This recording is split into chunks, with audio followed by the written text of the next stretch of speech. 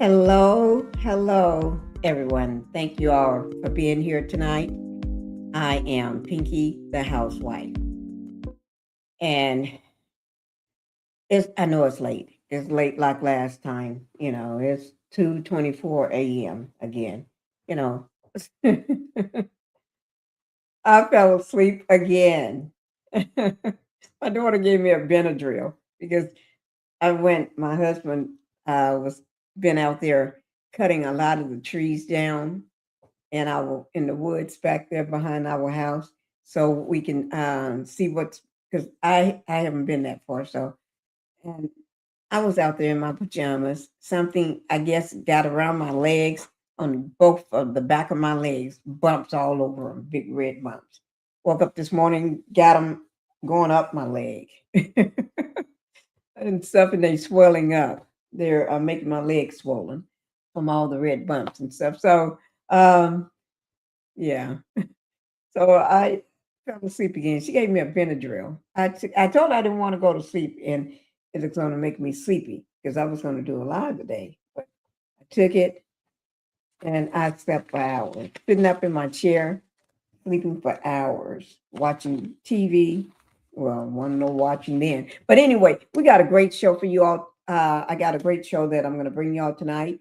New information on the Nolan Wells unaliving.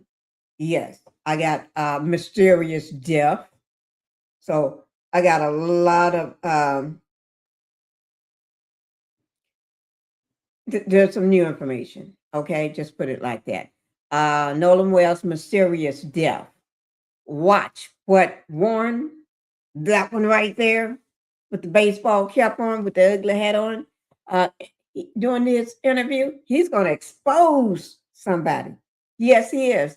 Warren, he tried his best. He really did. I'm not going to lie to you. The man really tried his best not to do the exposure, but he did it anyway by mistake. The man kept exposing somebody by mistake. That's okay.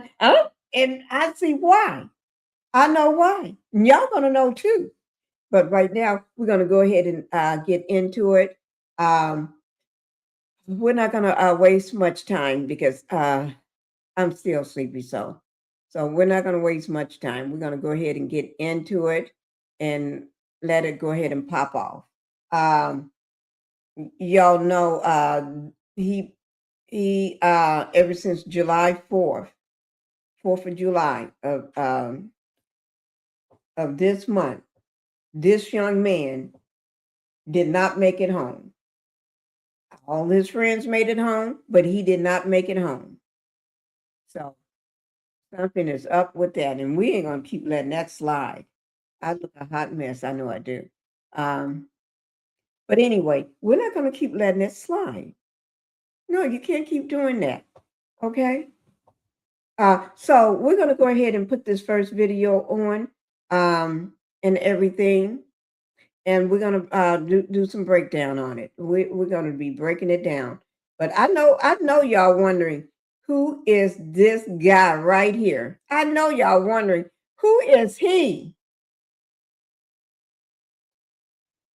Y'all don't know his name. Y'all gonna know, but not right now. Not right now. We're not gonna talk about it, okay?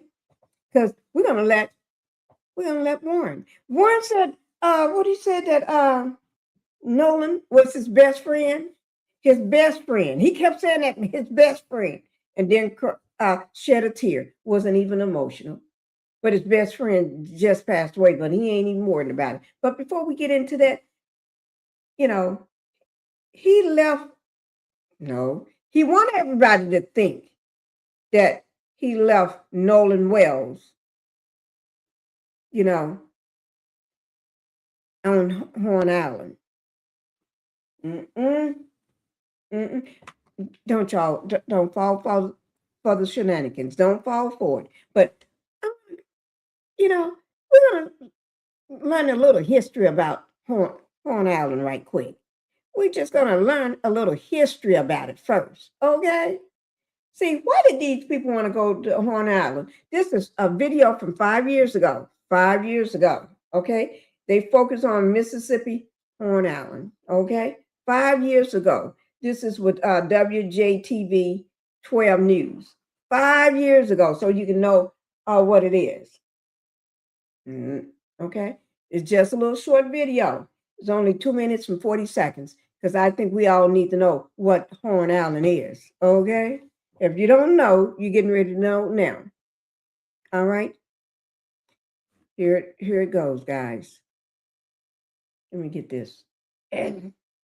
But we are heading into the weekend, and as always, every Friday at 6, our Walt Grayson has a story for us as he focuses on Mississippi. Now, we're traveling about as far south as you can go in Mississippi and still be on dry land. And Walt, I am assuming we're going beyond Gulfport and Biloxi. Yes, that's exactly right. We're going to the land where Gulf Coast artist Walter Anderson found so much inspiration. How about let's take a trip out to Horn Island? Horn Island is a part of the Gulf Islands National Seashore, so it, along with several other barrier islands, are a national park. It's also a national wilderness area. There's nothing man-made on Horn Island except a ranger cabin somewhere near the middle, and there's not always a ranger there. Anything else you might need, you have to bring it with you. And, of course, take it back when you leave. Horn Island is several miles long, but less than a mile wide at its widest point. And to the north is the Mississippi Sound. The water and the beaches there look about like they do on the Gulf Coast. But to the south is the Gulf of Mexico, and the water and beaches there look more like what you're used to in Florida, sugar white sand and turquoise water. Well, it's like that on a sunny day. Now, when a storm is brewing, the sea turns leaden gray. The waves are angry, and it's a powerful place just to stand and watch. There's a symmetry to a lot of nature on Horn Island, so I can see where Walter Anderson gets the idea for the repeated rhythms and patterns that we see in so much of his work. And the pine trees on Horn really do look like the ones Anderson renders in his watercolors. I thought they were caricatures until I saw the real pines, but that's what they look like. Sort of like spindly pines of Rome in Italy. Artists still come out to Horn Island for inspiration, alone sometimes, as members of groups a lot. They may stay overnight or a week or more. The day breaks silently with a whisper on the breeze and uncertainty in the air. It may be gray or it may be sunny, but each kind of weather brings out its own personality and traits on the island. At nighttime, you make of it what you want. A luau, a ritual dance around the fire, an unveiling of the day's artistic work. Even firing pottery at night takes on a special flavor on Horn Island. Now, I'll admit, I'm not that much of an outdoorsman. My idea of roughing it's when the air conditioner in the hotel room keeps waking me up when it cycles on and off. But if I were an artist, especially one who specialized in capturing nature and realizing it in my work, I'd be on Horn Island tonight. Well, you go to Horn Island, Google it, or the Gulf Islands National Seashore, get more information about going out to Horn Island. But it really is just you and nature and whatever you brought in your backpack when you go out there.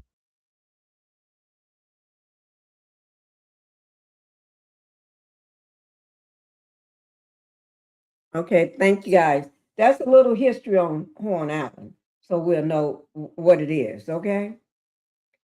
You got your history on it. So now we're going to go ahead and move on. We're going to go ahead and move on to the next. Now, there's been a lot of twists and turns when it comes to the Nolan Wells mysterious death, unaliving. Because he didn't unalive himself. And everything is alleged on this video. And it's my opinion. Everything is educational. Okay.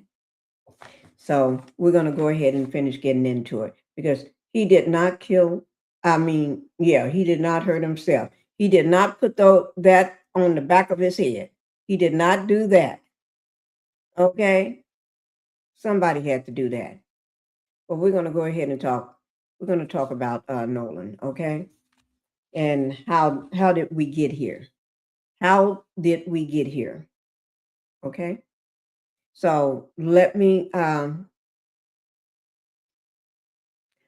forgot. Let me just I forgot, guys.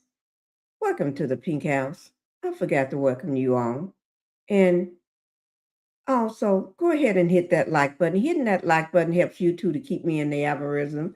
And not just keep me in the algorithm, but also send my videos out to more people. More of you all hitting that like or that thumbs up, it helps YouTube to recognize, people like her content.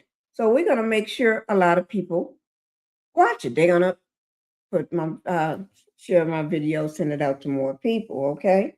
And then hype the video, please, and leave a comment. I'd love to read. I do read all my comments. I always did that. I read everything, okay? So, and I do answer my comments, when it's appropriate. Okay. But anyway, but even I still read them. All right. And subscribe to the channel. If you have not subscribed to the channel, go ahead and do so. Hit that like button. Both of those things are free. Let me just say thank you guys. And now we're going to go ahead and move on. Okay. Okay. Let me see. Let's go ahead and get into it.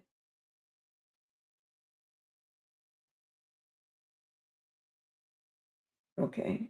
I don't know why that one is right here in front of me. But anyway, let's get into the first thing I really want to do is show the let me just see.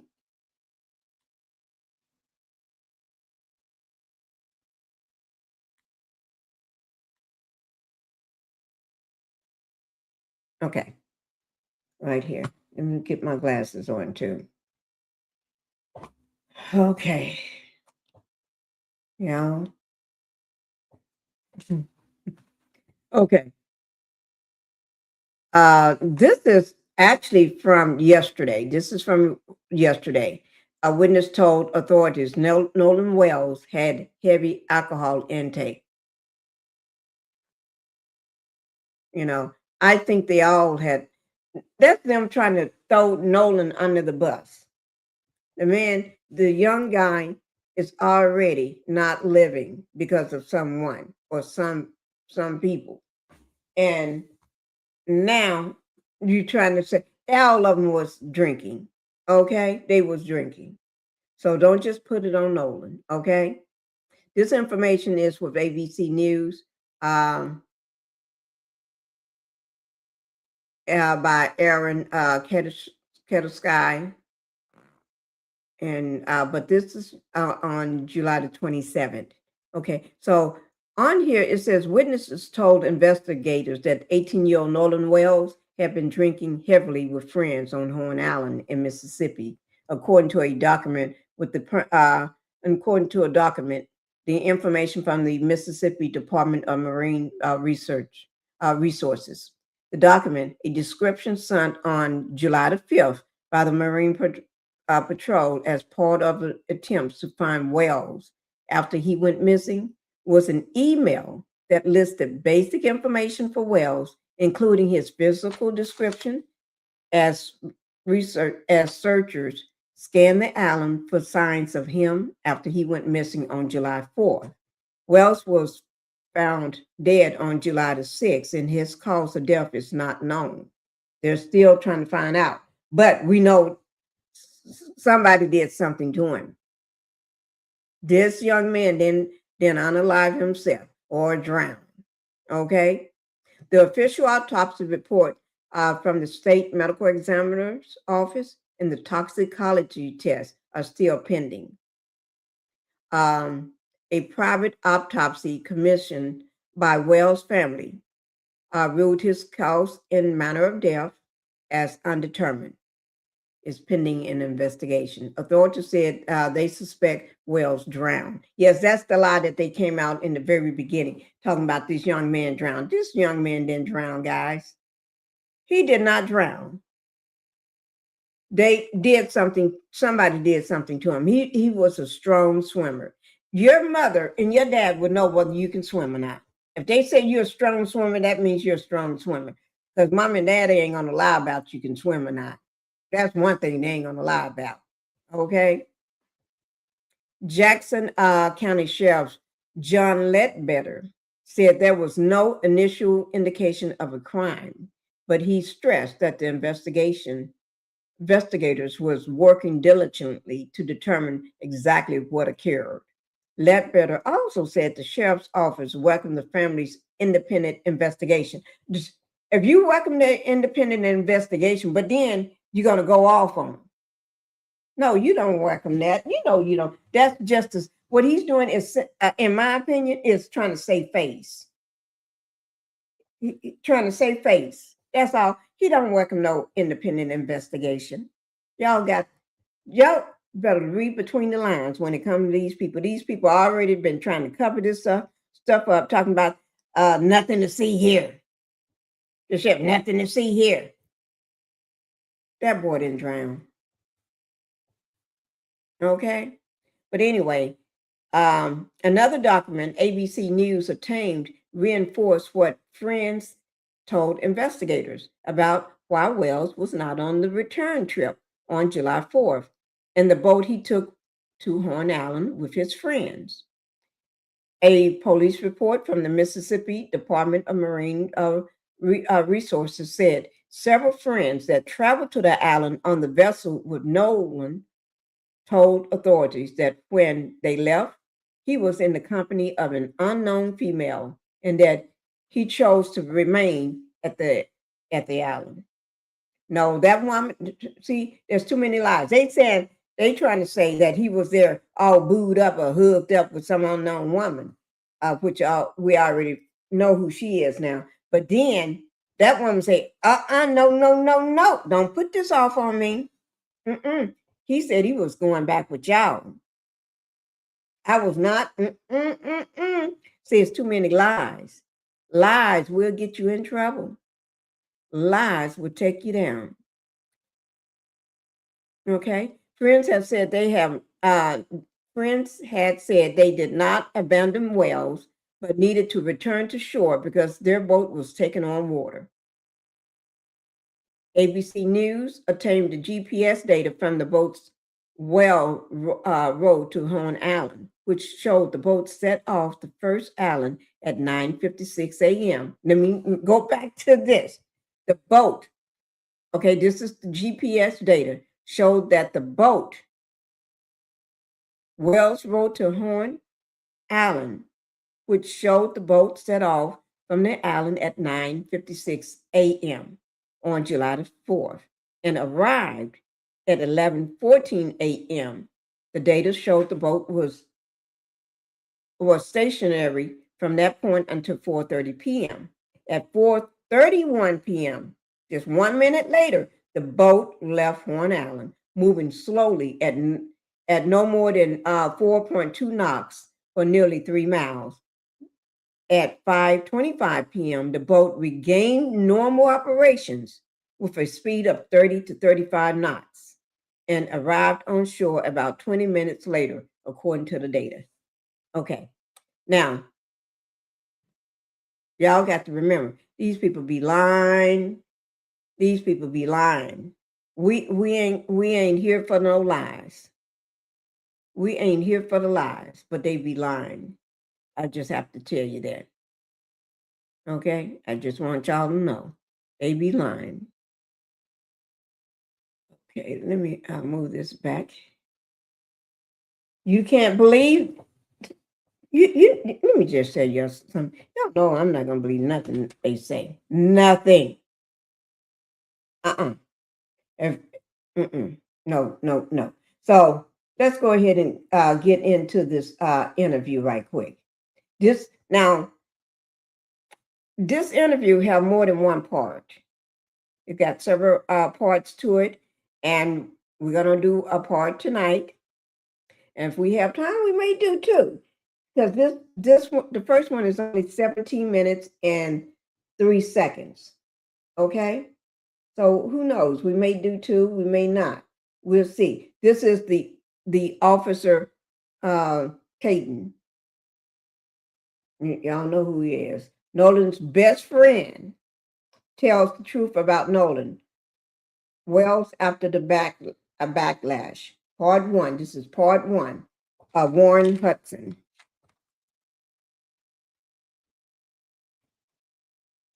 You know, the one with the baseball cap on.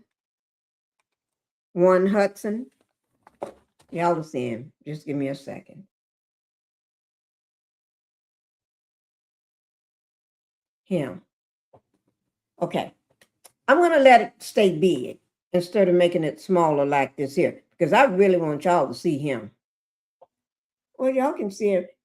No, I really want y'all to see him. Okay, here we go. Y'all can see I already started watching some of it. I've watched it before, though.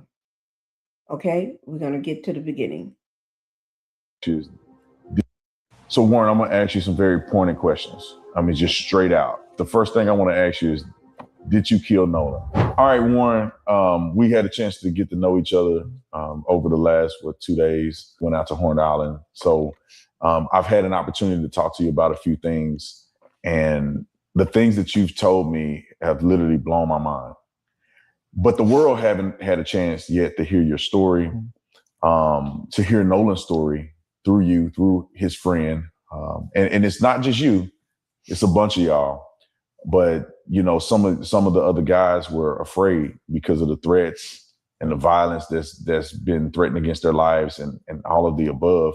But you decided that you wanted to take this bold step and give a statement and, you know, get your side out here. And I want to start at the very beginning of all of this and ask you, what was your relationship like with Nolan? Who was he to you? Nolan, I could describe Nolan in a million ways. I mean, Nolan was not just a best friend of me, but he was a brother. I grew up through elementary, middle school, high school, and even. I want to stop it right there. Since we're doing a live reaction and y'all get my, this is exactly my reaction, live reaction to this video, okay? He said Nolan was his best friend. Best friend. I don't see, look at them eyes. Stone cold eyes. Look like you were looking straight through somebody, straight through the wall. You know what I'm saying? But his best friend. Our freshman year of college, you know, we talked on the phone all the time. We were really close friends. And I mean, Nolan was like a brother to me. And A brother. Nolan lit up every room he walked in. He always had a smile on his face. He always had something good to say. I've never seen Nolan get in an argument with somebody and say bad things about someone. You know, there's a lot of people that talk crap nowadays, and Nolan was never that person. Sweetest soul ever. And I mean, I had a great relationship with Nolan. I've never got in an argument with Nolan. We were super close, and I've never said or will ever have anything bad to say about Nolan Wells. Yeah, and you guys, you said you kind of grew up together. Mm-hmm. Did you know his mom, or how was that? Because I saw in the media where it appears that she may have said, at least I saw in part, that she said as if she didn't know any of you guys. Right. Well, Nolan, a lot of the times it was at like my house and at my buddy's house. We never went to Nolan's house and hung out. I mean, and my friend group's very, very tight knit. I mean, we hang out every day when we're back home from school. In high school, we hung out most weekdays and every day on the weekend. And I mean, we were never at Nolan's house, which, you know, there's nothing wrong with that. But I met his father, and I mean, in 8th grade, Nolan, that's when Nolan. But that's your best friend, but you never was at his house.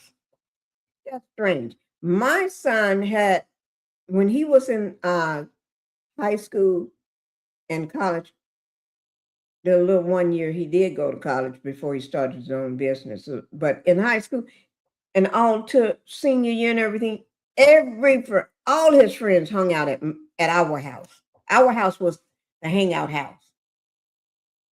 You know what I'm saying? Because it was a big, huge, the Mac Mansion, okay? With everything that you want to have in it. Everything. We made sure you had everything. You didn't have to go nowhere for anything. You want to play basketball, it's there. You want to go swimming, it's there. You want to hang out in the media room to watch movies in the movie theater, it's there. You want to go do this, it's there. You want to go ride dirt bikes and stuff, you got the space, you got your own acreage. No matter what you want to do, it's there. Everything you wanted to do, it was there. Okay? You didn't have to go nowhere. You want to go and camp out, they did that on the property. Yeah, you can do that too.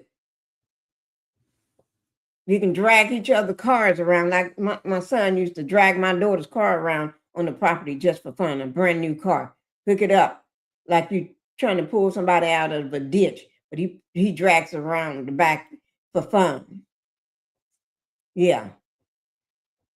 On the property, just for fun, dragging a car around with his monster truck just for fun.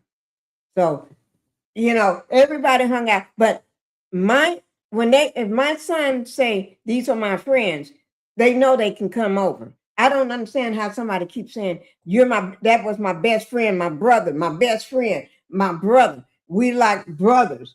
We like soulmates and everything. But you never, his mama don't know who you are. Daddy don't know you. His brothers, little brother and sister, whoever don't know you. You never been to his house. That's when we know you're lying. You're lying. I'm going to go ahead and play this, but I just had to get out. He lying. Warren, Hudson, I don't believe you. And I got really close. It was COVID year, and we were in class all year long together, me and a couple of my buddies, and Nolan and I just got super tight because we'd get a Waffle House once a week together, eat, and we were just super, super close. But his dad would swing by Waffle House, and hang out around us, but never, I was never around Nolan's parents a lot, but that didn't change our relationship any. Nolan and I were still just as close, and he was just as close with my friends as, anyone else. So. And walk me through the day of 4th of July where you guys were all going out. Right. This seems like something that I would assume that may have occurred more than just this year. Yeah, of course. Was it something that you guys did more than just this year? This is a 2-part question. I want to know, is it something that you guys typically did together, that you hang out often in this fashion? And then I want you to then walk me through 4th of July this year when the incident happened. Okay. Being from the Gulf Coast, there's boating and fishing is very, very popular. The 4th of July, every year, my friends and I, or my family and I, are out on the water. That's the one day is guaranteed everybody's going out. And that's a known thing. Everybody's trying to get a ride out to Horn Island, or, people go to Ship Island, but most of everybody from Ocean Springs and the Gulf Coast go to Horn Island. And, we went last year. Nolan was on the boat with me last year. And he was, this was a common thing. My friends go on the boat when we're home. Very, very common. That's what we like to do. My friends like to fish also, and like to go on the boat, not just fishing, but like to go on the boat, like to go on sunset cruises, like to do it all, on the water, And Nolan loved to do that too. He was not like he was just like everyone else in our friend group. He loved to go on the water and, have a good time with the guys. And that's what we did a lot. But 4th of July, everybody was out there. Like I said, Nolan was always trying to go on the boat, trying to go out there with us. And he was always welcome to come. Nolan was always out there with us. And, but started 4th of July, my buddies and I had talked about this week's upcoming, everybody's very, very excited for the 4th of July from down here. It's a big thing. It's a big deal. Very, very big deal. And, I actually stayed with Nolan that night at my buddy's house, and I woke up at my. Let me tell you something. He keeps saying the word buddy. His buddy house. His buddy house. That buddy got a name. He's trying not to say the buddy's name, because there's a reason he don't want to say the buddy's name. The buddy. Let's look at the buddy. The buddy's name. The person, that was a person voice that you hear on the audio a lot in the very beginning. Yes. Buddy. Who is that buddy? You're trying to keep his name from not being said. Who is this buddy? I know this buddy, but we're going to talk about buddy later. Okay? But listen to every time he say buddy. He's trying not to say. Look at how he said he stayed at Nolan's, or stayed with Nolan's. Stayed at Nolan's, but then he said Buddy's house. He's trying to make it like, he really wanted to make it sound like he stayed at Nolan's house, but he didn't. He stayed at his buddy's house, and he tried not to bring Buddy's name into it. because you don't want to bring Buddy's name into it because you trying to protect Buddy. All of y'all are trying to protect Buddy, the Buddy, that you don't want nobody to know his name. If he was there, just say his name. Let me just go back just a second. I actually stayed with Nolan that night at my buddy's house. But see, I stayed with Nolan at my buddy's house.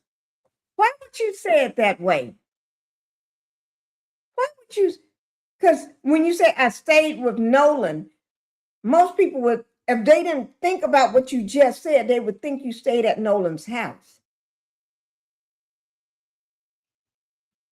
Why didn't you say Nolan and I stayed at so-and-so's house, my buddy's house, or the guy's name? Why didn't you just say his name? Everybody's trying to protect this dude here. Y'all better come on in here before I drop that boy's name. Come on in here. Don't be wasting. Go ahead and hit that like button. Hit that like button, guys. Coming on in. Even if you're in the bushes, go ahead and hit that like button because that buddy's name is going to get dropped sooner or later. Okay? Because it's not my job. I'm just waiting till he make his slip-ups. He do a lot of slip-ups in interview number 3. And I woke up at my buddy's house, and we went to McDonald's, got food. Nolan was not with me. And wait now.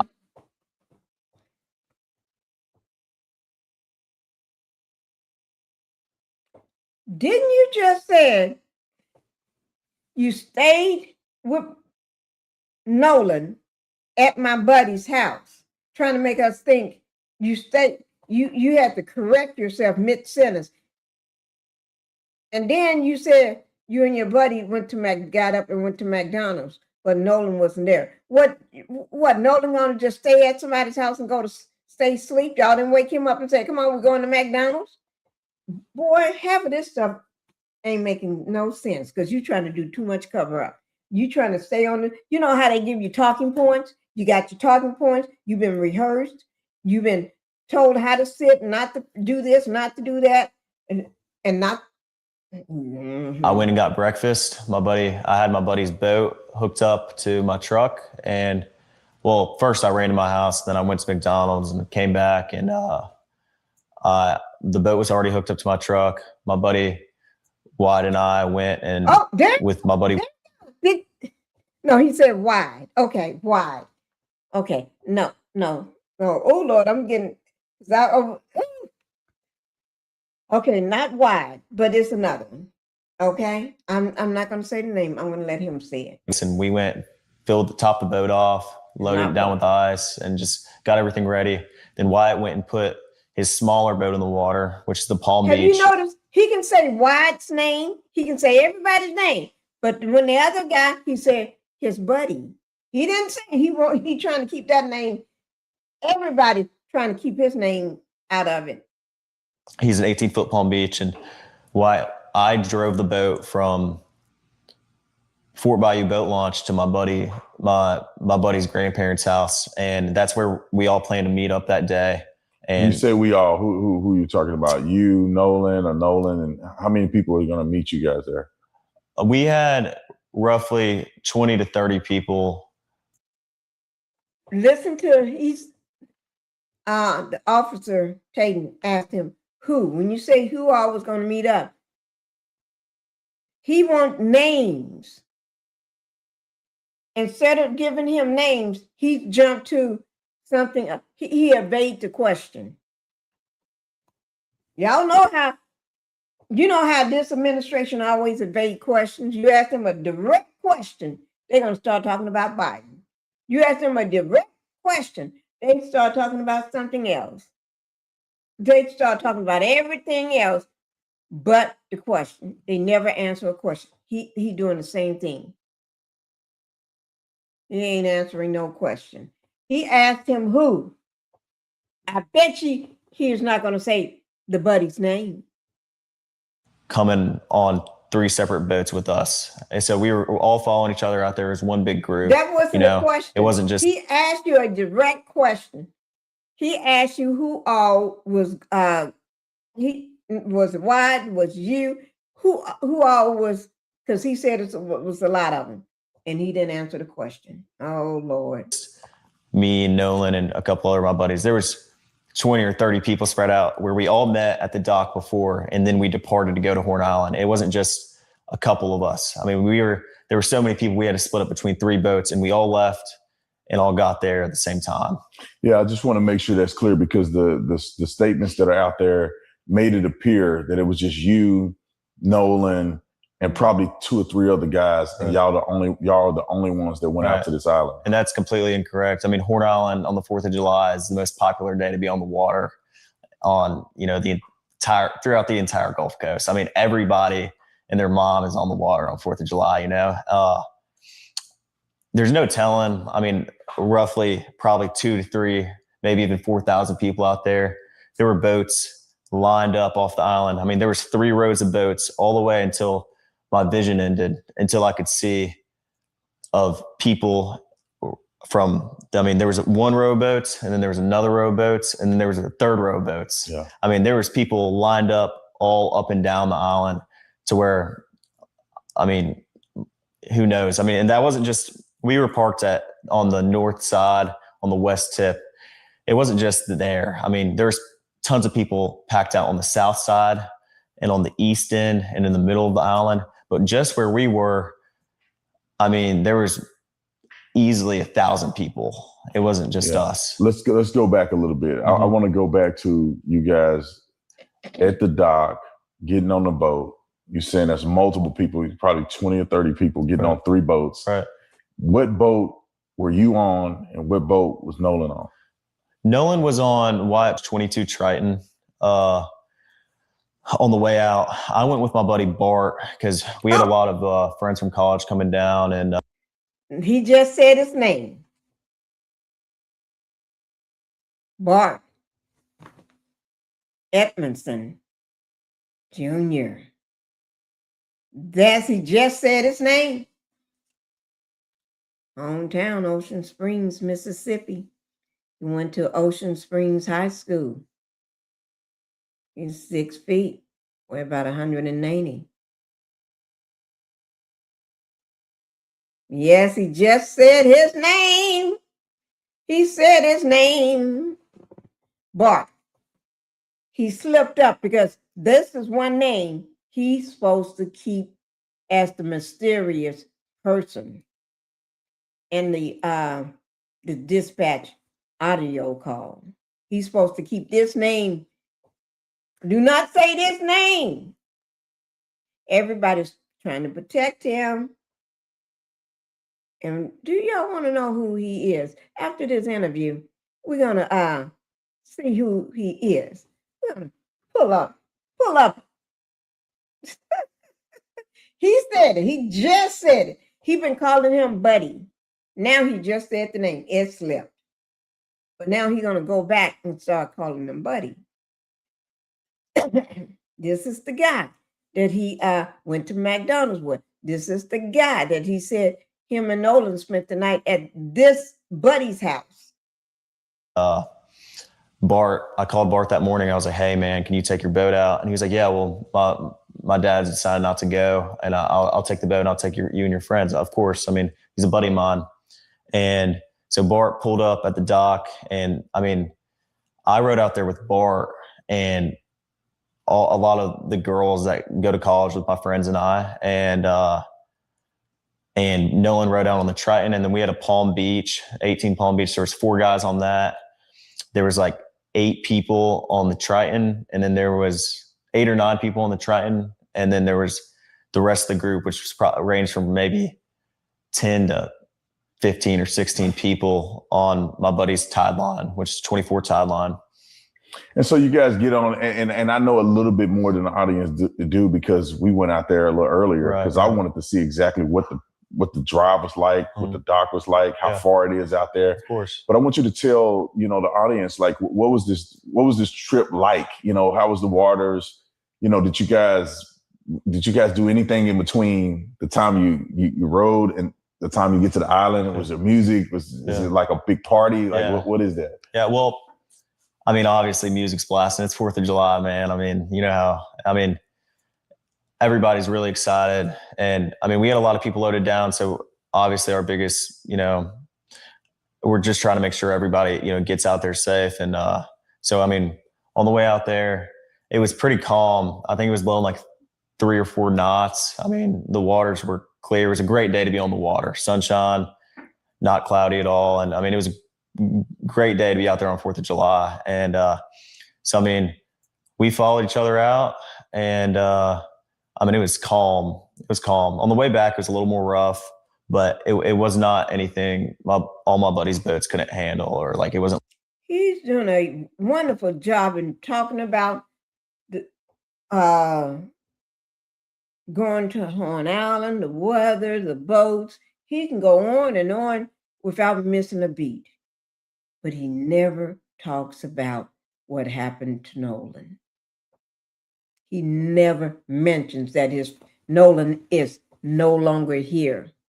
He never mentioned that Nolan is dead. He never mentioned nothing about what happened on 4th of July.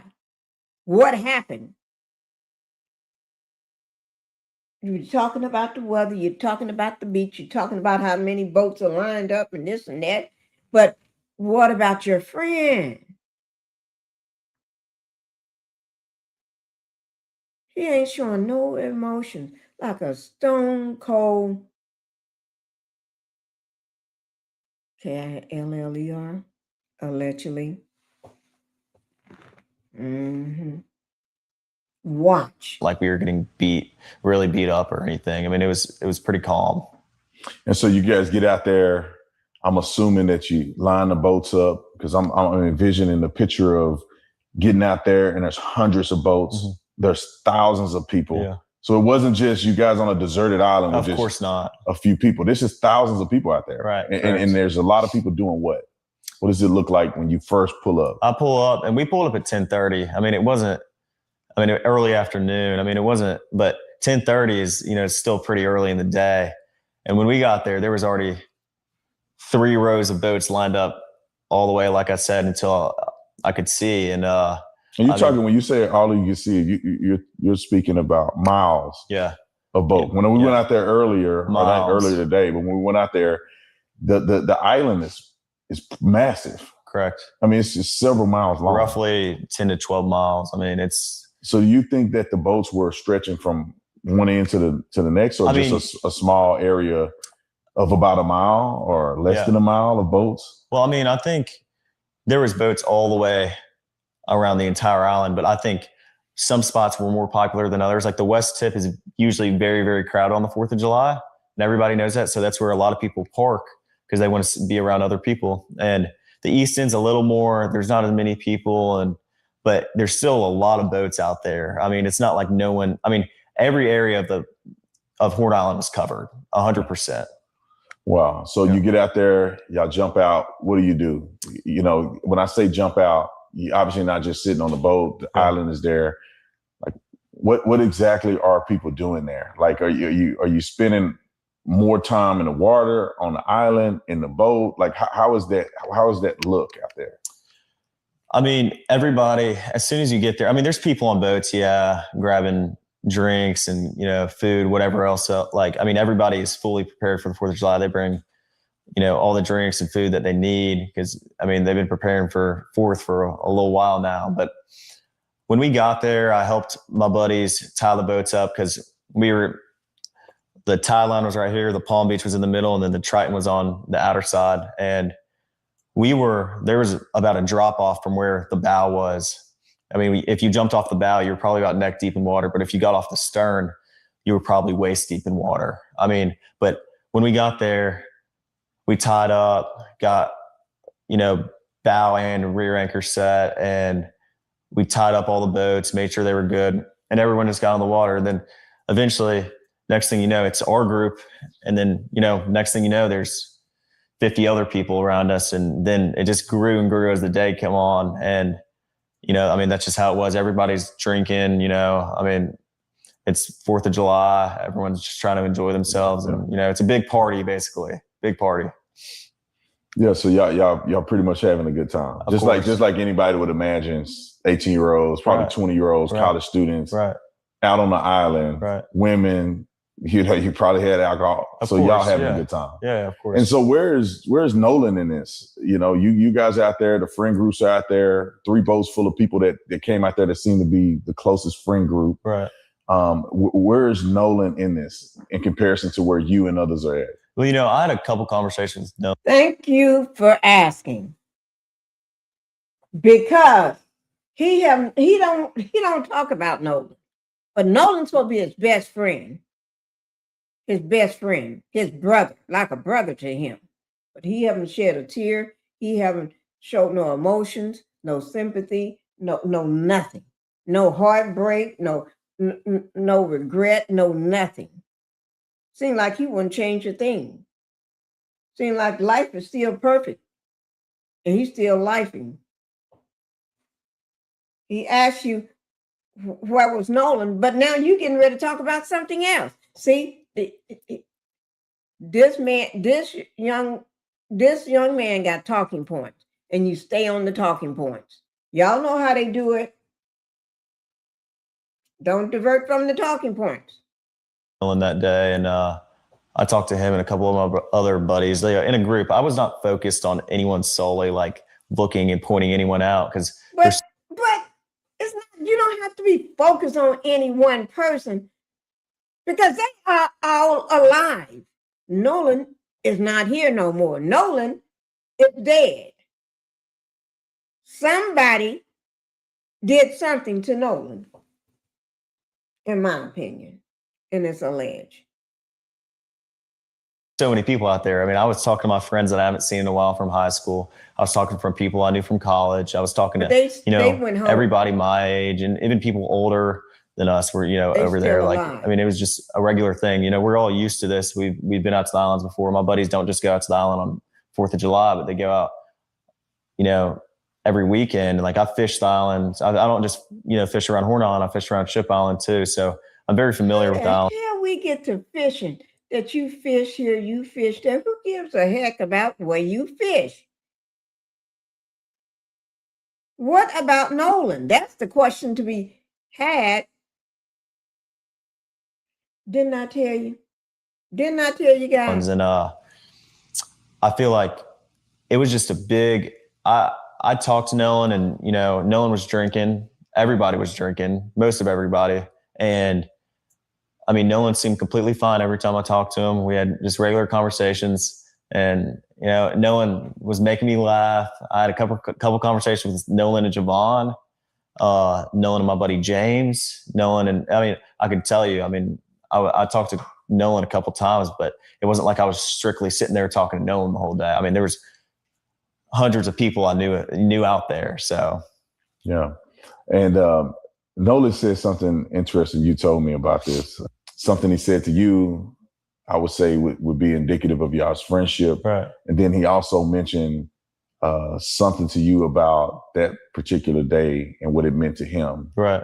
And could you share that? Right. Yeah. So Nolan and my buddy Javon are talking, and I grew up with Nolan, and Nolan's just all, like I said, like just so joyful, like always happy. Like every picture I have with Nolan or picture just share that moment?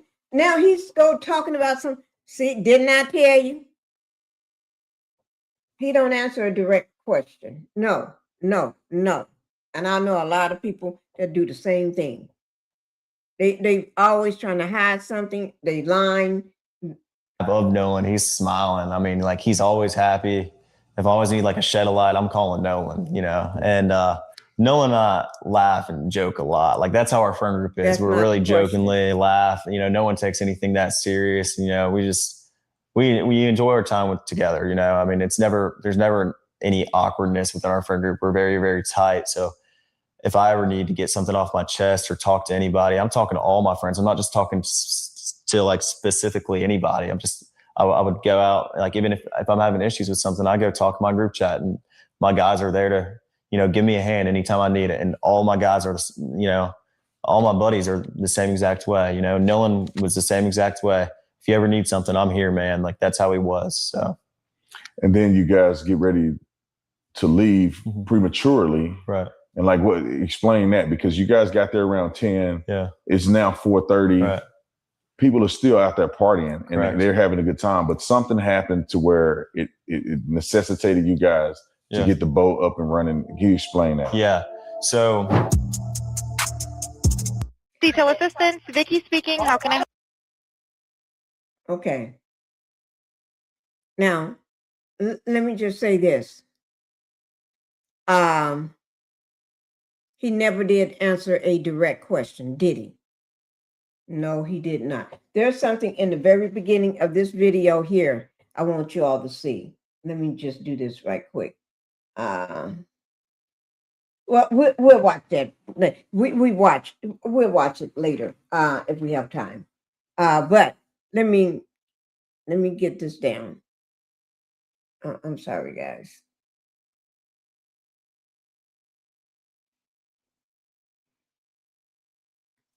The guy never, Warren never answered a direct question whatsoever. He did not answer a question. No matter what question he threw at him, he didn't answer. He just skirted around to something else. I want you all to see this video. This is one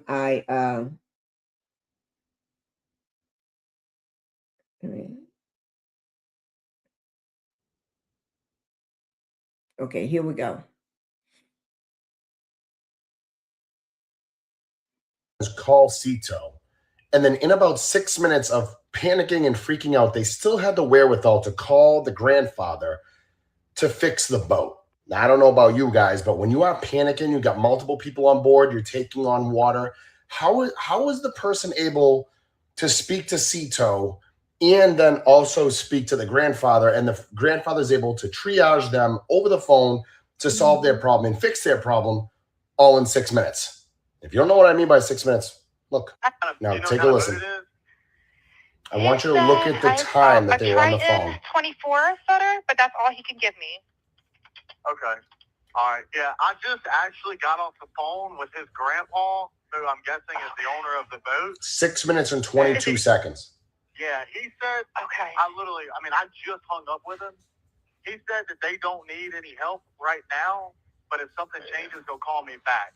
So how did those boys go from panicking, having multiple people on the boat, they're taking on water, they're going to sink, they need help right now, to they're all set, they don't need any help right now? All in the matter of 6 minutes and 23 seconds. Mm-hmm. Really? Make it make sense. In that entire time. In 6 minutes and 23 seconds, you called Cito. You were also able to multitask on 2 different phones when there wasn't a lot of service. How were you able to do that? Anyone? Nolan Wells' friends called. That is true. 6 minutes. Everything been diagnosed, treated, and taken care of. You don't need help no more. You didn't need help in the first place, because when the dispatch operator asked you, you turned her down. You said no. But you first wanted somebody out there, but you didn't want nobody out there. You was too busy with what's going on in the boat. In the boat. I told you all, these people are full of mess, full of shenanigans. Let me find this doctor. Here it is. Now, this is, I've been wanting to play his video. I really did. I've been wanting to play this video, and I'm going to play it. Although this is on the second, I think he's talking about the other guy interview, or it could be Warren's. I can't remember which one, because he did two. He did one on each person. But let's get started. Let me make it.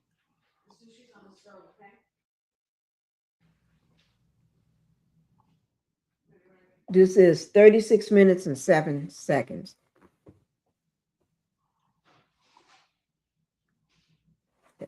It's not muted. Hello, friends. Come on in. I'm Judge Carlos Moore. I'm a retired municipal judge out of Oh, yeah, I Mississippi. forgot to tell y'all. He's a judge, a retired judge in Mississippi, okay? From Mississippi. Carlos Moore. I forgot to tell y'all about that, okay? I saw him when this thing first started happening. He's speaking. I served for 6.5 years on the bench in not only Clarksdale, Mississippi, but I served for 4 years on the bench in Grenada, Mississippi. So come on in, invite your friends, invite your family, invite your relatives. If you want to hear a real person's experience, with experience as a judge in Mississippi, opinion about whether or not there shouldn't be an immediate arrest. I can't wait to do live reaction. Oh my God, I'm going to try to remain quiet. Or arrest of those suspected of foul play in relation to the death of Nolan Wells off the Gulf Coast of Mississippi. Come on in and hear it from the horse's mouth. Someone who had the authority to sign not only search warrants, but arrest warrants. Someone who presided over initial appearances, arraignments, and preliminary hearings for those accused of murder and other heinous crimes in Mississippi. I can talk now that I am a retired judge. Had I still been sitting as an active judge, I could not give you my opinion about an ongoing matter. But now I'm a retired judge and I'm a practicing lawyer in Tennessee. And I reside in Atlanta, Georgia, but I'm from the Mississippi Gulf Coast and I know the law and I can give you my unfiltered opinion about what I believe should be occurring now or in the near future. Come on in. I have time tonight. I have time. And I'll be happy to give you my opinions, and then I will be happy to answer any questions that you may have. It's time out for playing games. It's time to know the truth from someone well-versed in it that has actual experience. I've worn the robe, the black robe, and I've presided over these trials or preliminary hearings, arraignments, and initial appearances.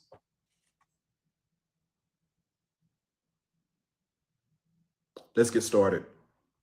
So what do we know? We know after watching the parents' interview and reviewing tons of footage from social media, recounting interviews, statements of alleged witnesses that were on Horn Island, we know that Nolan Wells went to spend the night on July the 3rd with his so-called friends. So-called friends. And he went with those so-called friends to Horn Island on a boat on July the 4th. We know that out of the 4 people on that boat, 1 did not return home. That one person was Nolan Wells. The other 3 returned home as normal and said nothing to any member of law enforcement or to the Coast Guard until at least 11 p.m. at night on July the 4th. We know that at least one of the so-called friends was found with the phone of Nolan Wells. And we know this based on the testimony of the parents, specifically the mother, who tracked the phone and was led to the home of one of the young men where she retrieved the phone. We also know that based on the mother's testimony that Snapchat, there were no Snapchats from the day, which was very odd for her son.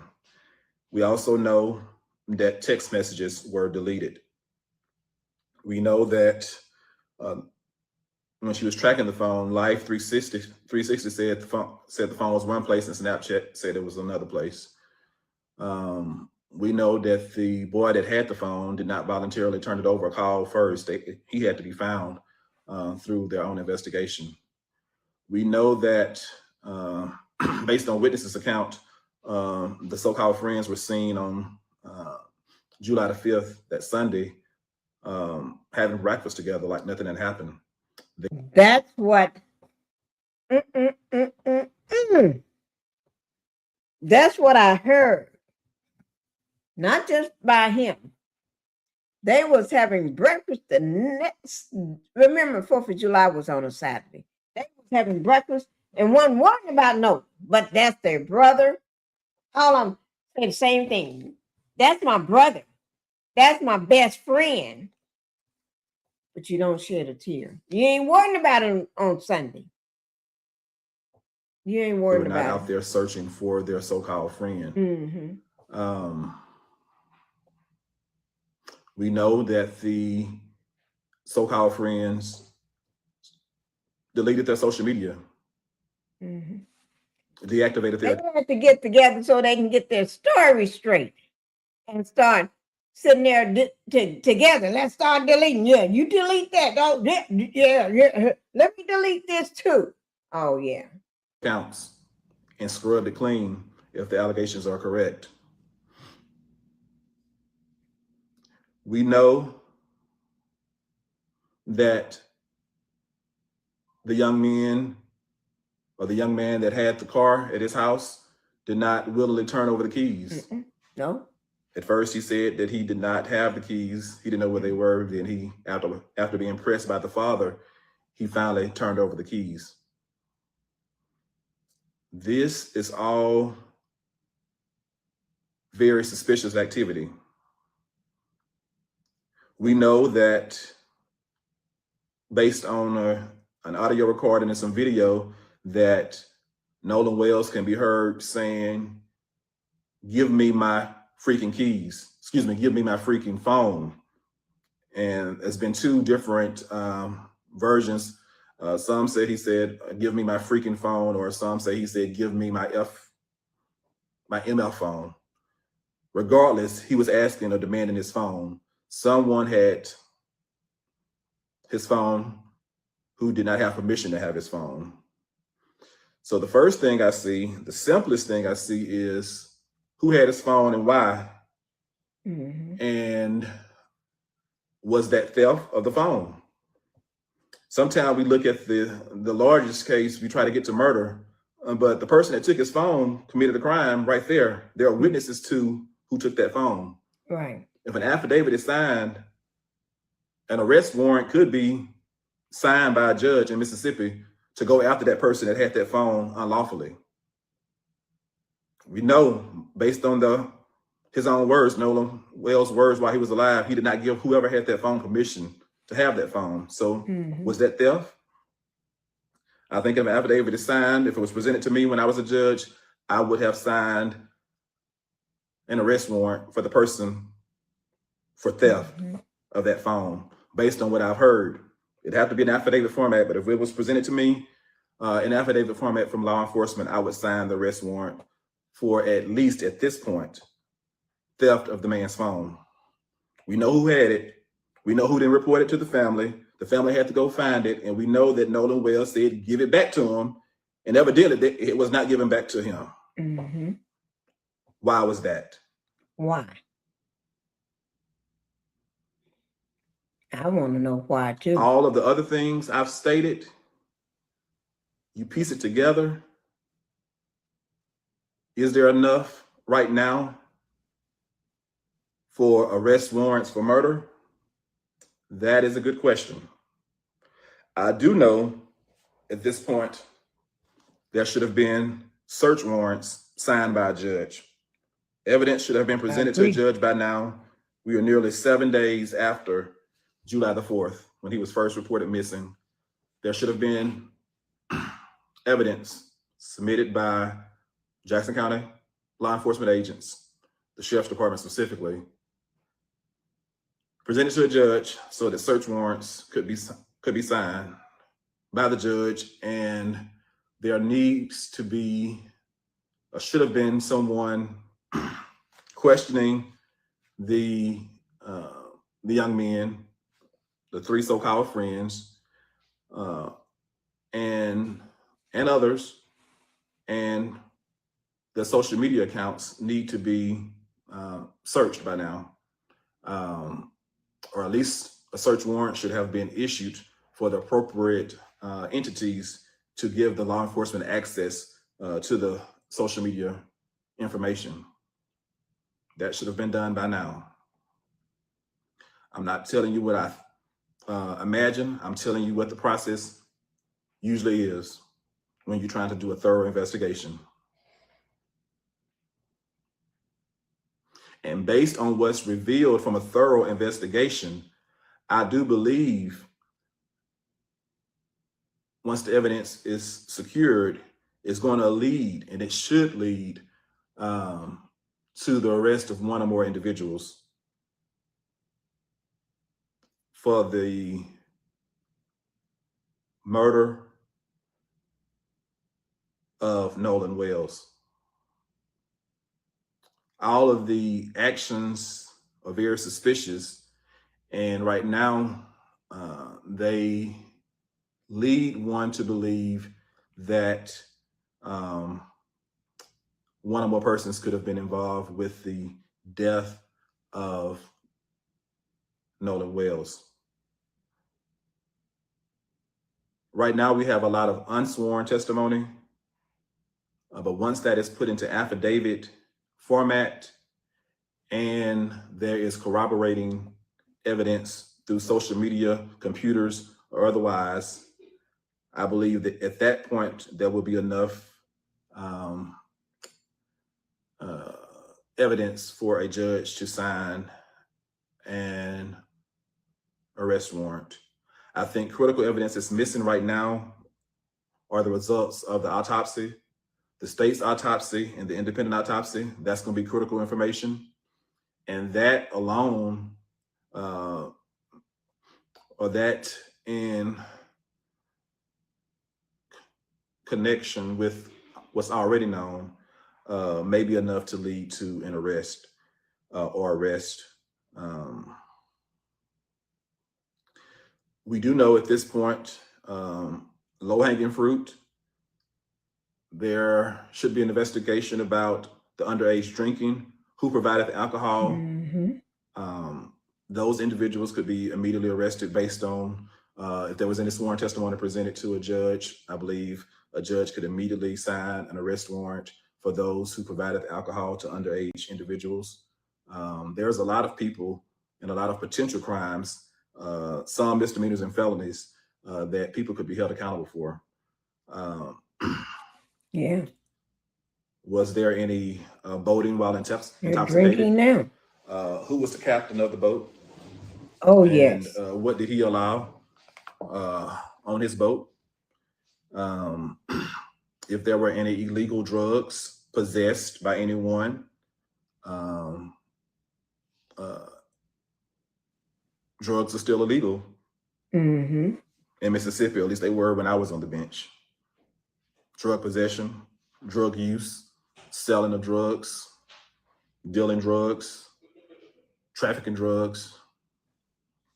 We've heard testimony, or allegations at least. I don't think anything's been put in affidavit format yet, about rampant drug use among certain individuals. And we're going to talk about that.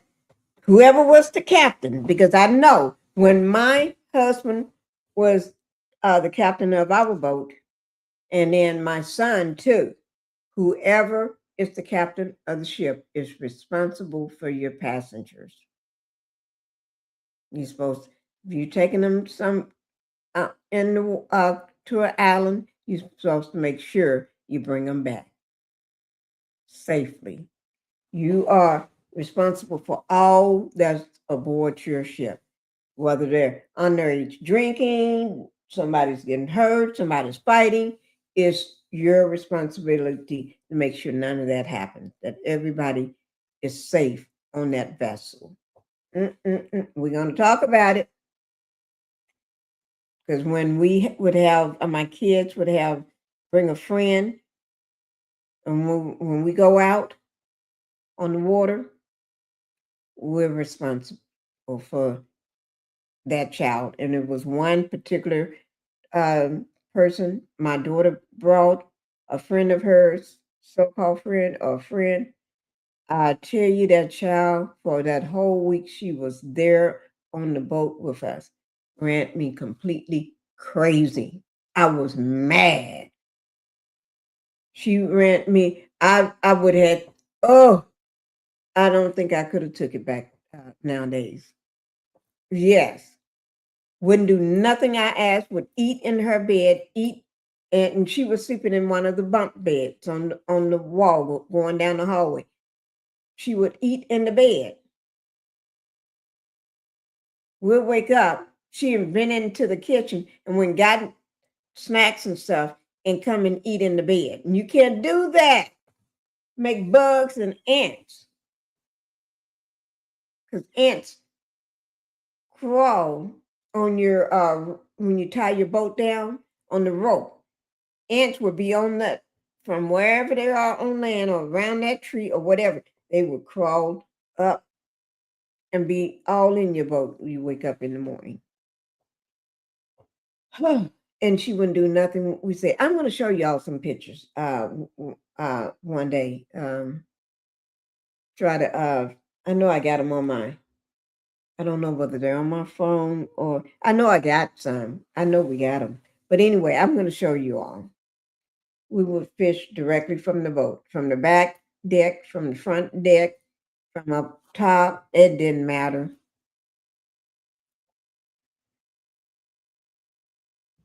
So there are a lot of things that's been alleged.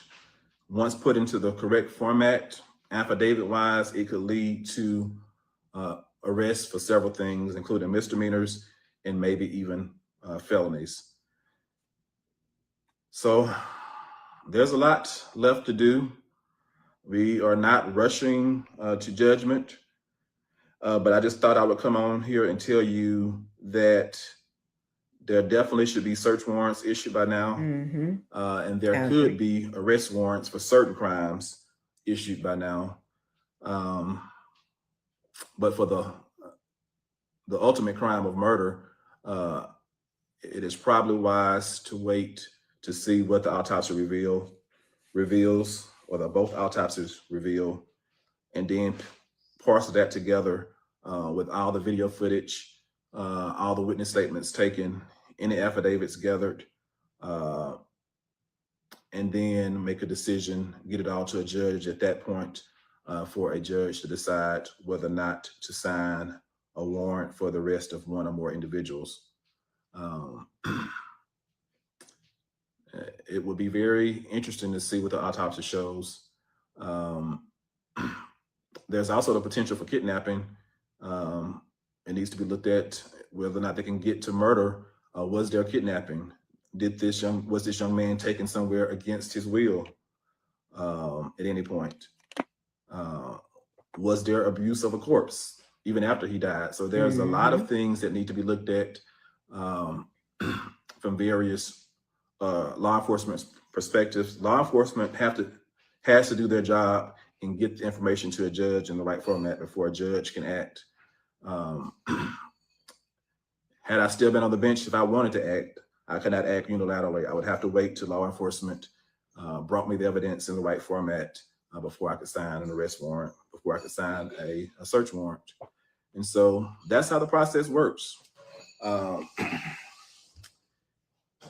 That's how the process works. And so I am happy to be a retired judge. I'm always going to shoot it to you straight with no chaser. Straight with no chaser. I will tell you the God honest truth. I can tell you this one thing.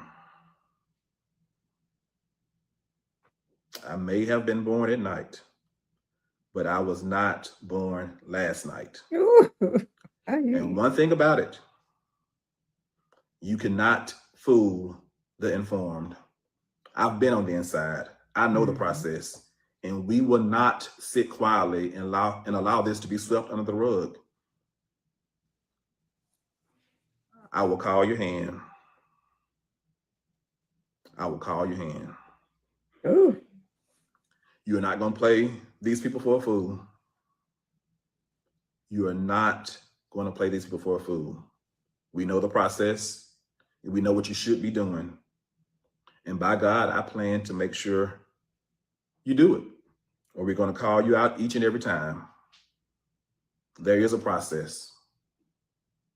What I do know is, had the roles been reversed, by now, there would likely have been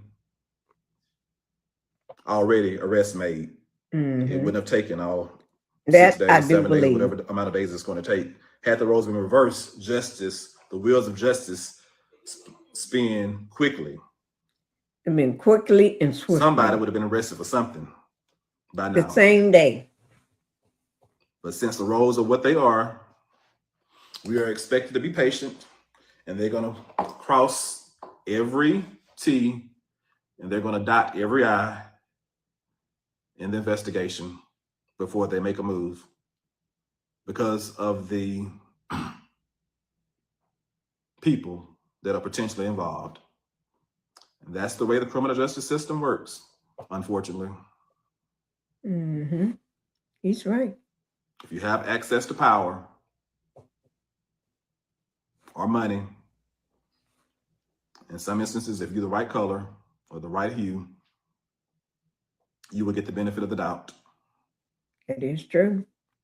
And regardless of all of that, based on what I've heard, not in the affidavits I've seen, if the affidavits come to support what I've heard, I do believe, especially with the autopsy, once that is in, and then if we look at the body to see if there were any bruises or anything else, it should lead to the arrest of one or more individuals for murder, for accessory to murder, for conspiracy to commit murder, aggravated assault, kidnapping, and a list of other possible things. But right now, I could say that based on that video evidence of him demanding his phone back, someone could immediately be arrested for theft, wrongful conversion of his property.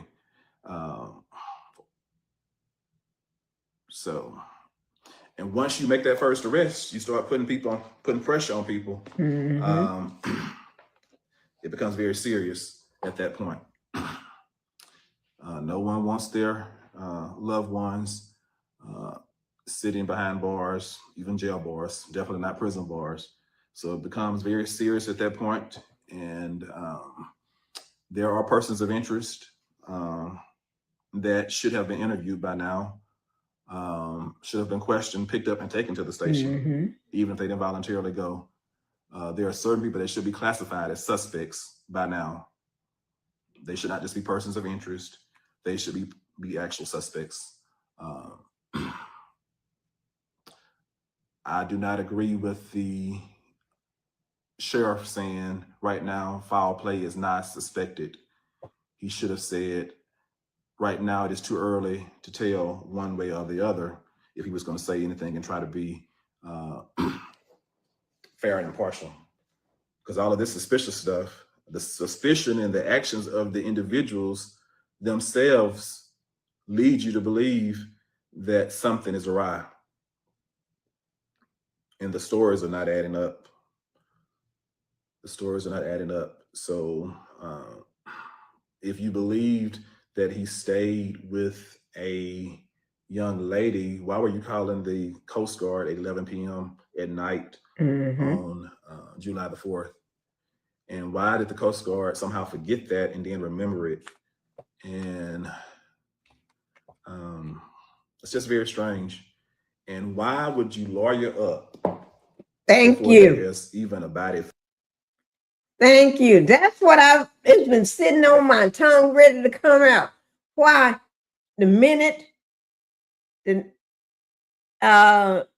everybody know that Nolan didn't come home, y'all all get lawyered up and you're not speaking to nobody. You don't even speak to his mother. You haven't even sent a card, flowers, condolence, nothing. I'm praying for you, nothing. You haven't said nothing. You haven't went over, not even your parents. And y'all supposed to be good friends, like brothers.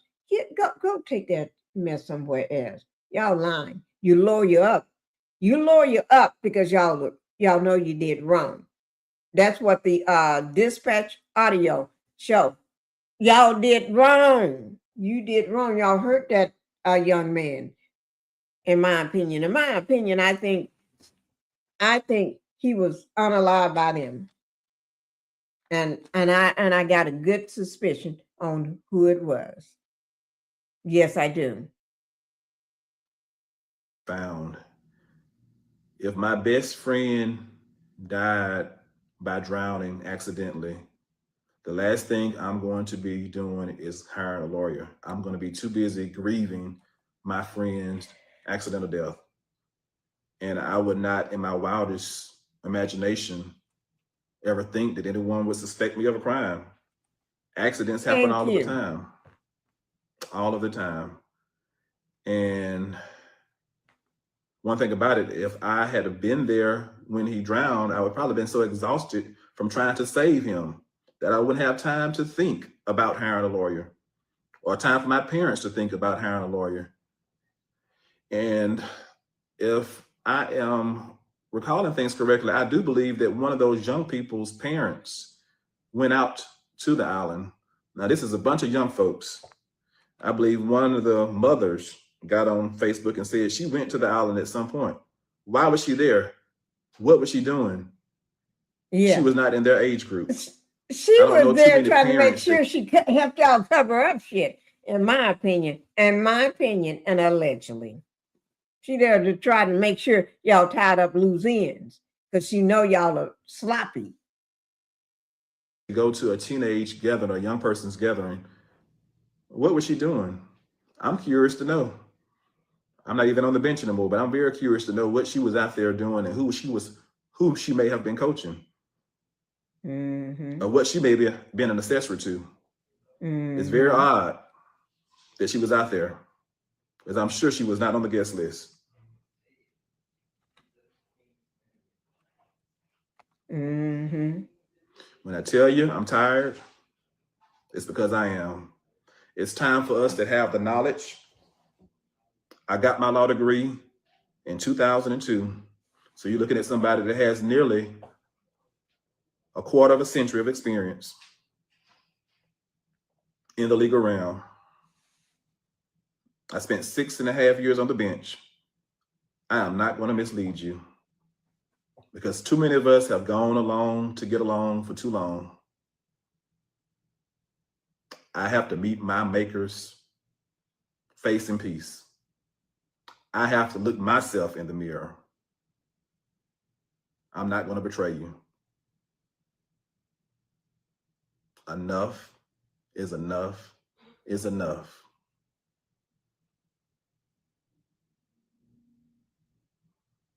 I know no one wants to see their loved one go to prison or be held accountable. But if the shoe fits,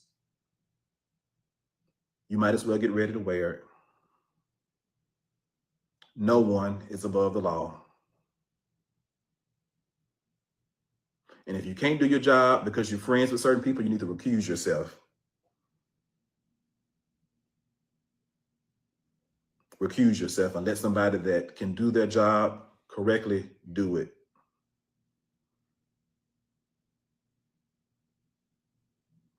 I'm happy to answer any questions that anyone may have about the process or anything I just said. There is a criminal justice process. Mm-hmm. And I know how things should go. And when they don't go as they should, you have to ask yourself why.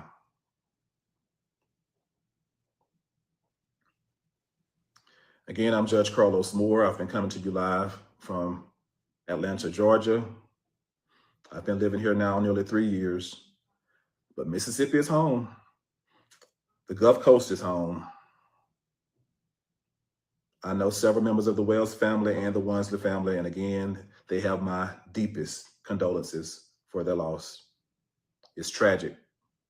Tragic folks that you trusted your loved one to spend time with.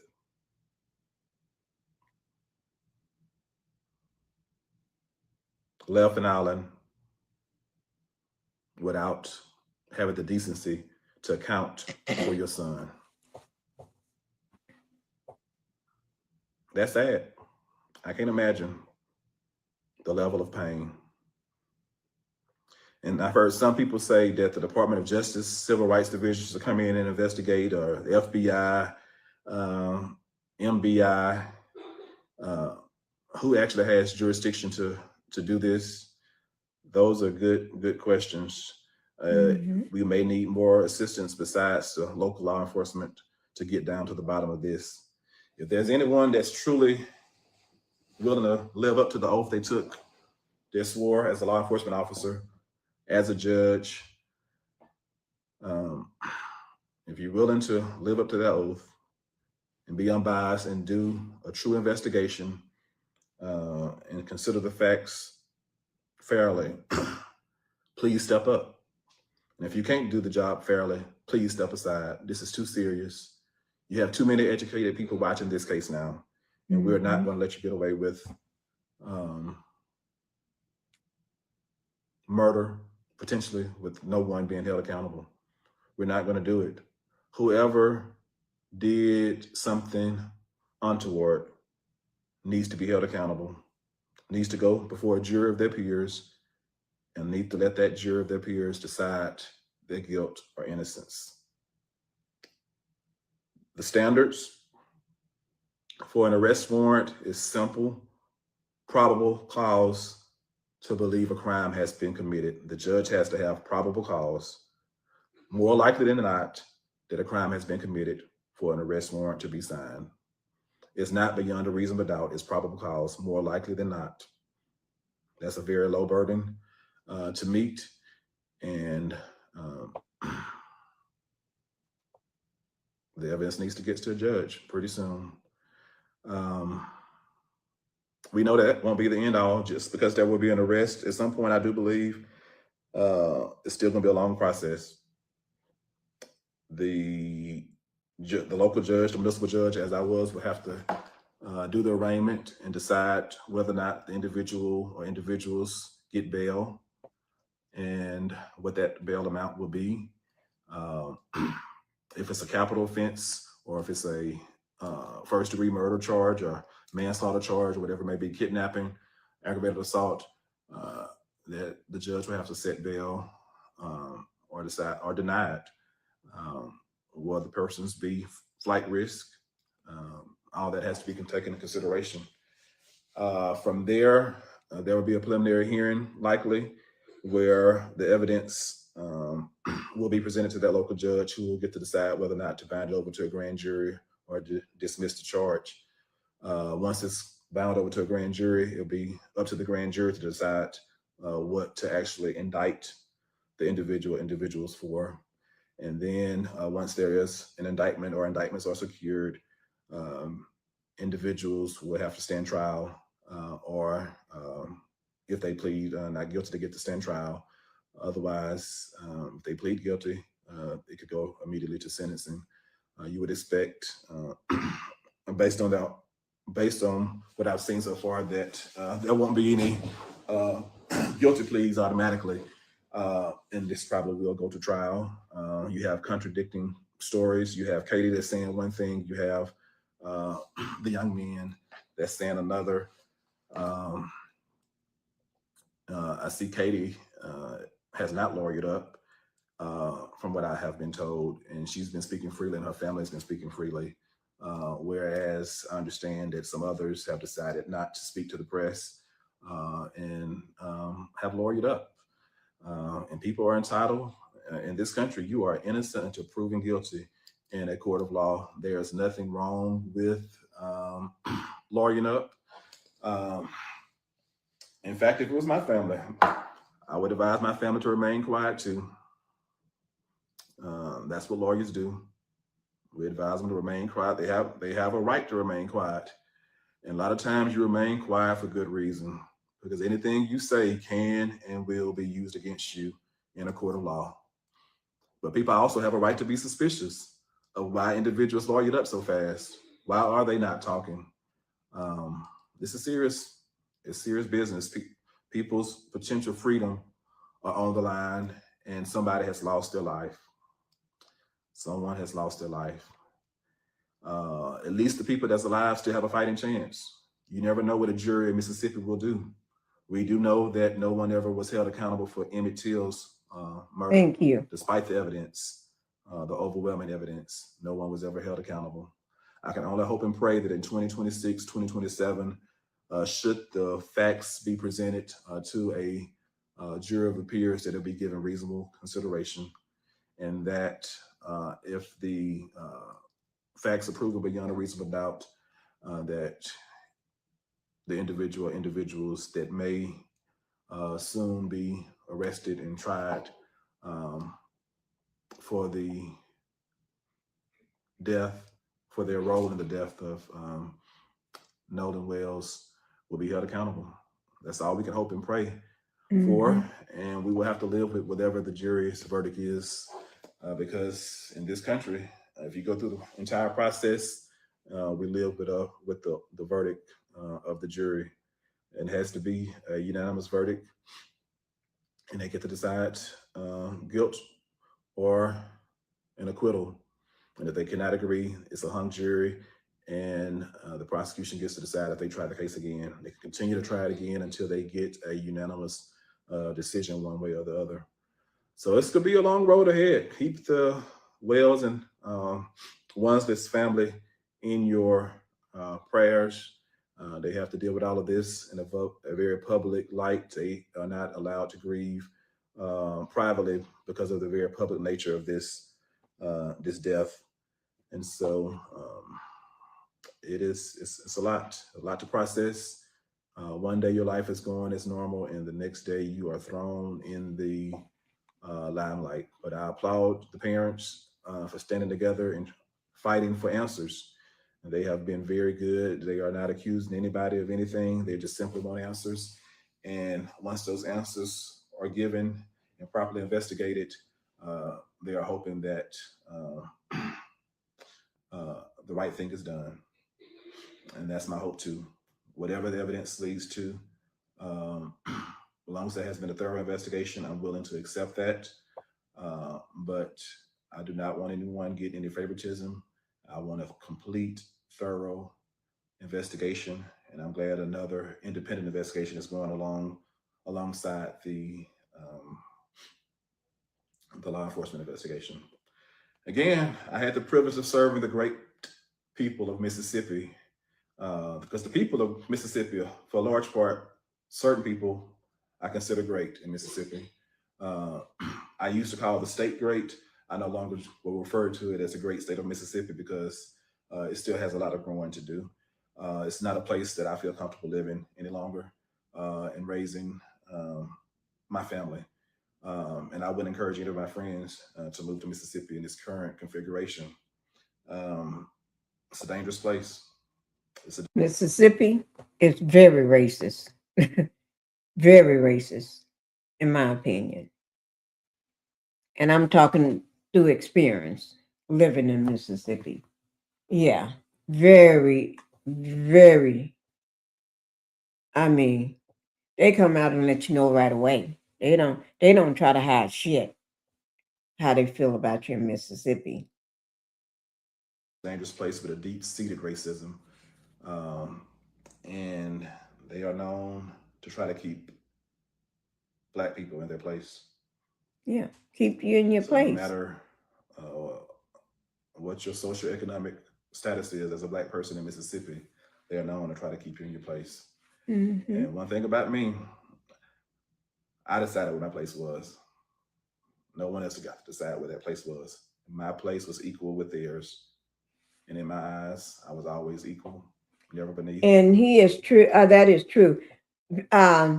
He's we're gonna go ahead and end it here because he's just talking about the Mississippi. But yeah, I'm gonna put his information down in the description box for the videos that we did watch. Guys, they will be down in the description box below my video. Okay, so that way you all can get to it and see it and everything. But he is correct about that, and he did another video, and we're going to see that one tomorrow. But I do want to bring up this here. Let me just bring this part up here. Where did I put it? Remember when he said the captain, whoever's piloting that boat, the captain is responsible for every passenger on their boat. And I do know that through experience. But we're going to watch this. Nolan Wells, that captain is going to jail. That's what somebody wrote. Oh. All captains know this, all right? Any captain that Okay. to all boaters, to all captains, and all captains know this, all right? Any captain that has any vessel knows if it's docked or cruising or pushed off from the dock and you have occupants on your boat or your vessel, you are responsible for all occupants on your boat. If there's any drugs, any alcohol, if there's anything missing for your boat, like flares, buoys, life vests, anything that has regulations from the U.S. Coast Guard as well as the U.S. Army Corps of Engineers, anything that's missing on your vessel, you are going to jail. It does not matter that captain of that vessel, or even if there's too many occupants on your vessel, you're going to jail. All right. I know they mentioned that water came onto the vessel. That means the boat was overweight. All right. That captain is going to jail. They're not even talking about it. No, they're not talking about it. They're not talking about it. That is true. You're responsible for everybody on that ship, on your boat, ship, vessel, or whatever it is in water. You're responsible for those people and everything that's brought on there. And you cannot have a boat and have passengers on there. Every boat's supposed to have life vests for every person that's on there. So if you got 10 people, you have to have 10 life vests. Whether they can swim or not, you must have those. Okay. I just want to bring that up. But the last thing, let's go ahead and get into who Bart is. Remember, he was brought up. Warren Hudson, doing his interview, brought him up with the office of Tatum. He brought him up. But he tried to keep referring to him as buddy, his buddy. And let's see who he is. He's a junior because his father got the same name that he have. Okay, so let's go ahead and pull up Bart. Bart, we're gonna. Everybody want to get to know you. Okay, y'all want to get to know him, don't you? I know you do. So let's get to know him right quick. Hit the wrong thing. Give me 1 second, guys. Let me drop this. And okay, here is what right here. Edmondson Jr. Okay. And they're talking about his age, his height, his weight, what he's been doing. He's an American college football player who has built a strong reputation as one of the punters in the NCAA football. He played for the Wyoming Cowboys and is known for his powerful legs. Y'all gonna get a chance to see those powerful legs. Let's look at some of the. Let's look at them. Y'all want to see what they're talking about? Here he is, right here. His legs. See those? That's what they're talking about. Right here. You see him kicking that Greyhound star kicker, Emerson, carrying on a family tradition. Because, yeah, his family, everybody got them powerful legs. It's run down the family. Yes. Y'all see, right? Yeah. Just trying to let you see. Now let's get a little more information about him. Is this? No.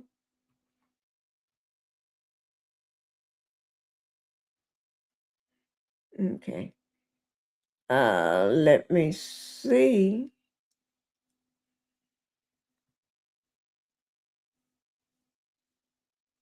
There he is. He only got one picture on there.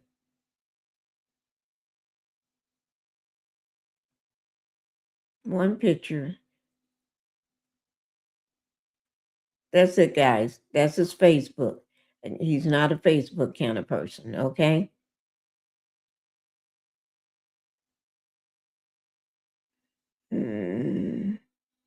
Not much. But, him and his father got the same name. His father is a doctor, a pain management doctor. And his father knows a lot of people. Yes, MD. You see why he don't want, that's why they got to keep it, because Bart is trying to get to the big leagues, be a pro, and father is a doctor, pain management. Yeah. Down in Mississippi. Ooh, my eyes itching. Biloxi, Mississippi, at Memorial Physicians Clinic. Yes, guy. Maybe y'all may. Yeah. But Daddy also is friends with somebody else in Mississippi. No, somebody else. I read that somewhere else, though, but we're not going to worry about that right now. But yeah, this is Bart here.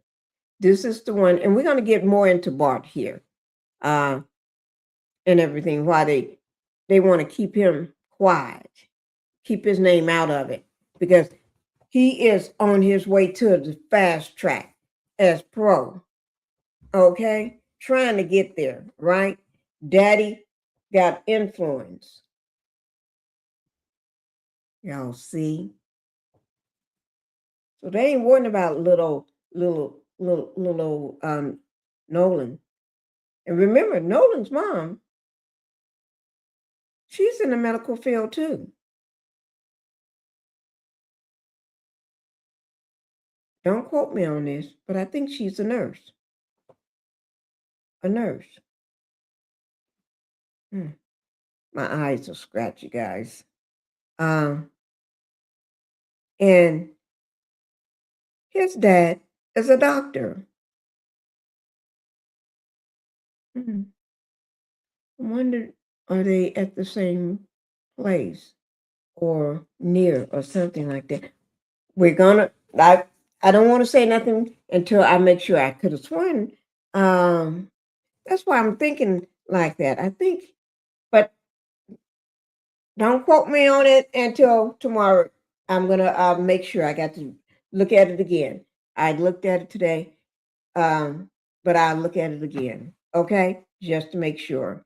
But guys, didn't I tell you this Warren Hudson interview? What did I tell you all? He's going to expose somebody. That's why I didn't put the person's name. Person on the audio. And tomorrow, we're going to listen to that audio again. The reason why I want to y'all to listen to it again tomorrow, because you're going to hear Bart's name being called. Bart. And Bart's going to be talking. You're going to hear. I don't want to replay it again. I don't want to get into it tonight. But we're going to listen to it tomorrow. Okay? Again. Okay? That's what we're going to do. Let me make sure I didn't have nothing else for you all. We're going to look at part 2 on the interview so we can talk more about him, okay? And why his name is being kept quiet, okay? Or why they want to keep it quiet, okay?